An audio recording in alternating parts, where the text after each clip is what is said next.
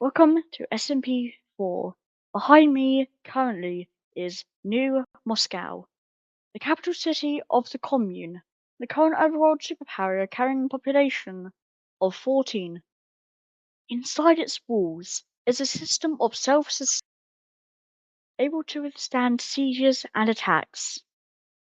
Its empire spans around 300 blocks and is currently improving relations with the other dimension's superpowers of glitches.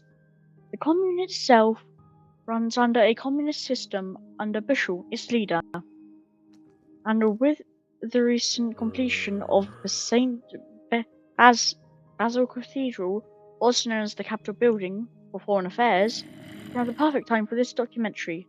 Now follow me as we inspect the city.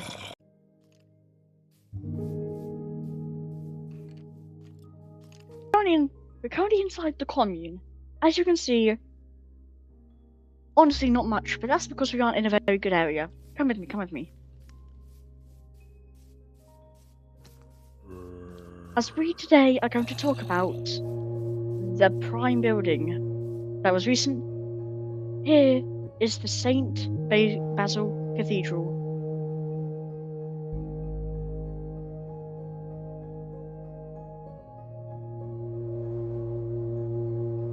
Oh yeah, the magnum opus and capital building of the commune, standing at 58 blocks tall and 26 blocks long, dwarfs any structure in New Moscow, and is currently the largest man-made structure in the server. Its mere exterior construction took over 4 days to complete in Minecraft time, of course, and holds the flag of the commune at its point. Very nice flag indeed. And of course, that's just the exterior, because unfortunately they haven't gotten to the interior yet, but when they do, it'll be the best thing ever built in this city. Next we have the incredibly somewhat lackluster farm. Be it though small, it's perfect for farmers to just farm in a field and have a good old harvest. If you pay attention to the footage, you can currently hear zombies outside the walls. This is because zombies can't spawn inside here, and there are about 13 villagers living inside said walls. It is actually the largest world population out of any civilization in this server. If you will come with me, we can have a tour of the actual living area. Of course, before the tour, we have a map of both the territory and spanning the actual village. As you can see, it is quite the large area and the most impressive of the bunch. Truly magnificent indeed. And now for the main part, the living quarters. Because no city is without its people. Oh, sorry, sir, I didn't mean to intrude. But we have many houses like this. Then there's the pride of, that is, the hotel. The total population, it makes up the almost entire population. Be very quiet with me now. Each room having at least 2 to 3 beds, each filled with a villager.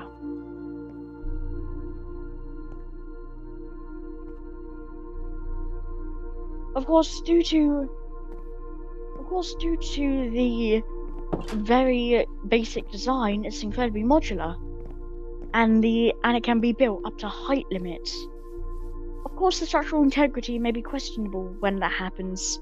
I do in fact believe that the builders will take care of the actual hotel and stack it until it's at the height limit, but with actual structural integrity. Unlike the fucks over at Store Emporium. Those guys love their spiders and hate literally anything else. And of course, we have the Glitch's Embassy. You can tell because there's a giant glitch flag.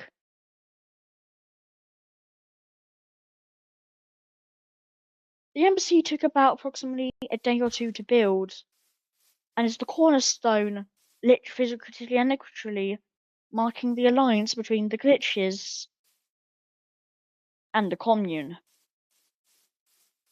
If we can head inside, you'll see a waiting area, marked entertainment in case you get bored while waiting, air conditioning, globe, and of course the world map, spanning the glitch's territory, or at least what they acknowledge as being theirs. The strange structures littering all over the place that seem copy and pasted is due to when entering the dimension, those spawn, meaning there's been a lot of spawning about recently from other players, showing high activity in both areas. Of course, it also covers the actual house, which the glitches wish to keep private and out of public view. It is mostly hosted by yours truly and his compatriot Spazlo, who is consistently dying in the chat as we speak because he loves to go to the Nether, and when he's done, he just kills himself. Very, very interesting method. If you notice the unfinished structure, that is the unbuilt embassy, because the commune has been so caught up in its own business that it's actually neglected others. Of course, they will resume progress once they are done with the internal affairs. Now come with me for an exclusive look. You'll notice that parts of the building is actually built into the wall, meaning if there's a siege here, the embassy will die. This is the exclusive look at the somewhat unfinished employee area with cupboards. You come down here with me. The dev rooms. This is likely to be expanded in future, of course, but for now, it's just for storage. There's also going to be a Nexus portal, did you say? I think. Nexus portal. It's a portal that connects multiple dimensions. That connects multiple dimensions. Of course, it will connect the main overworld with the Alpha world, which is where the glitches live. However, the glitches also have a direct connection somewhere we like to call the SCP-3008, or as it's known by name in our UI systems, the storerooms. It's a giant warehouse featuring basically a giant store. It's actually incredibly horrifying due to the large spiders known as couch spiders, and the multiple living armor stands, some big and bulky, some just die in a simple punch. It's been a headache for many people, of course.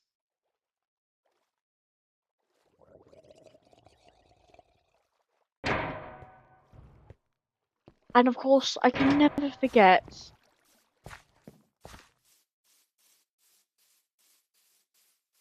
we can never forget the actual village storage room.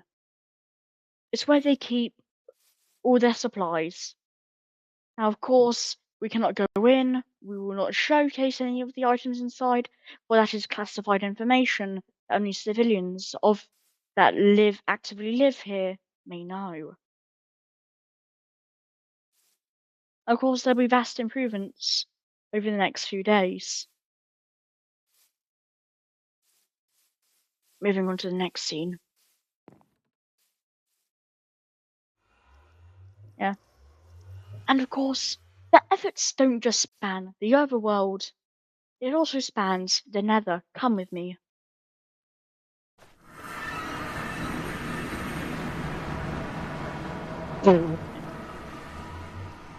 Ah, yes.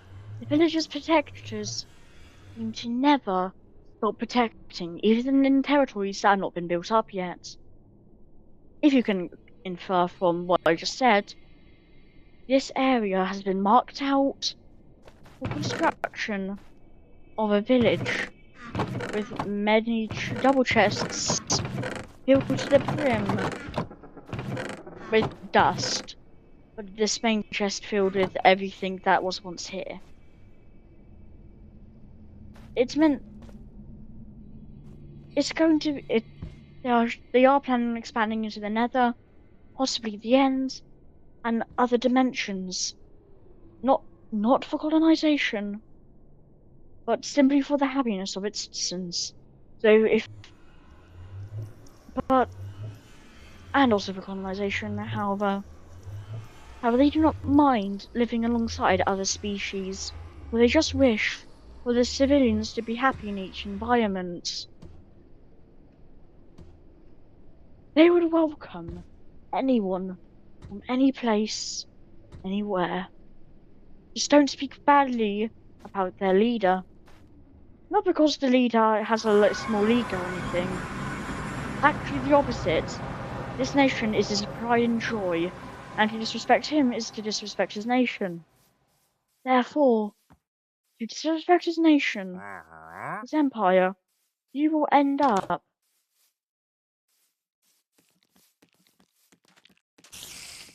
Get out of here, filthy filth.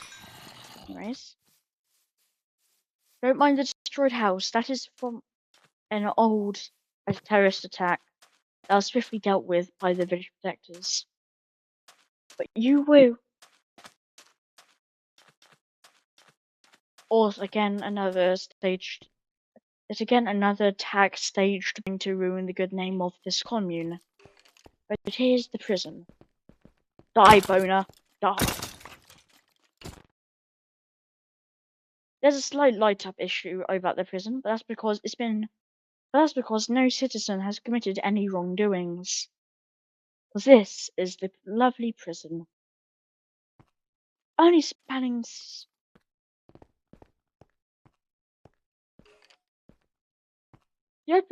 of course, when it's finished, it will actually use open roofs to view its prisoners. While this poses mild safety concerns for easy break outage during the night, it's still not technically finished. However, and therefore it is a temporary fix. Then there's of course the mob problem. It just sends some light up issues, it'll be fixed, trust me. Thank you everyone for coming with me on this lovely tour of this amazing, aspiring nation. And I wish you all a fantastic day in the commune. Goodbye.